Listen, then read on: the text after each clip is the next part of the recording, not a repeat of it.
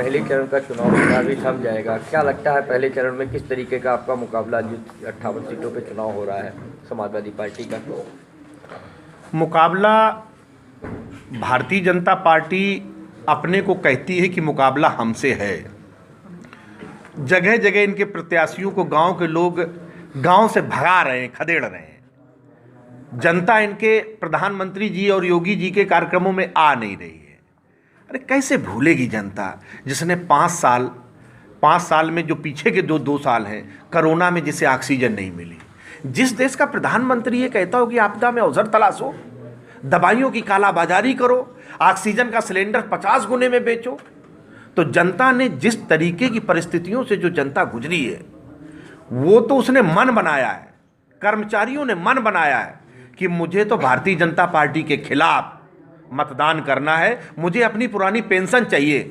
जो कर्मचारी 40 साल 30 साल मित्र काम करे और इसके बाद कहें आप निकाल के फेंक देंगे, उसकी पेंशन खत्म।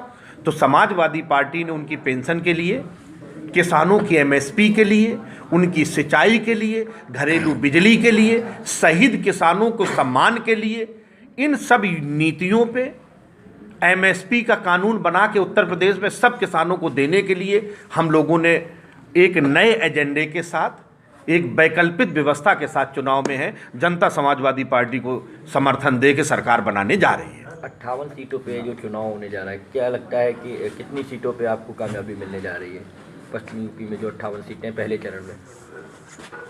साथ ही मुझे तो लगता है कि भारतीय जनता पार्टी किसी सीट पे कहीं लड़ाई में ही नहीं है और ये चुनाव जनता बीजेपी के खिलाफ लड़ रही है। जनता चुनाव लड़ रही है क्योंकि जनता ने 5 साल जिस तरीके का जीवन देखा है।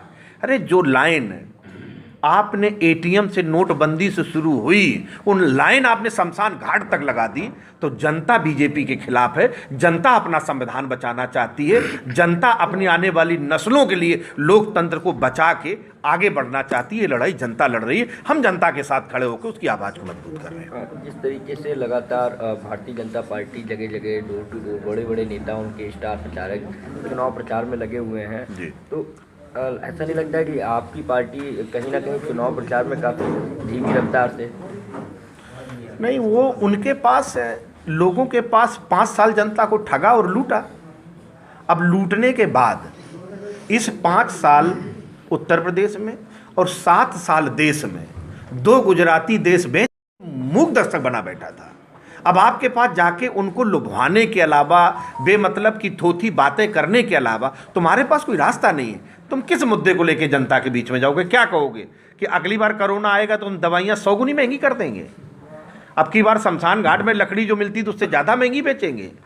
अब की बार किसानों पे जीप चढ़ाई, अगली बार आंदोलन करोगे हम आप पे ट्रक चढ़ाएंगे?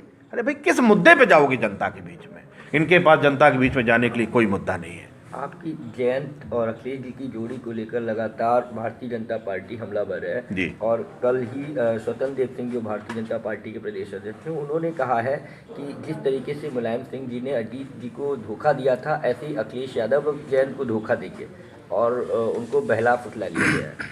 उनसे बोलो आप जनता को धोखा ना दें, आप जनता से झूठ ना बोलें, आप जनता को ना फुसलाएं। बाकी कौन क्या कर रहा है उनको व्यक्तिगत मामलों को छोड़िए। जो आप 5 साल से जनता को धोखा दे रहे हैं उसका हिसाब जनता मांगेगी आपसे। आपने जनता के साथ जो धोखा किया है, उन्हें फुसलाया है, उन्हें जो ठगा है, जनता उसका जवाब देगी। ये व्यक्तिगत मामले हम बाद में देख लेंगे।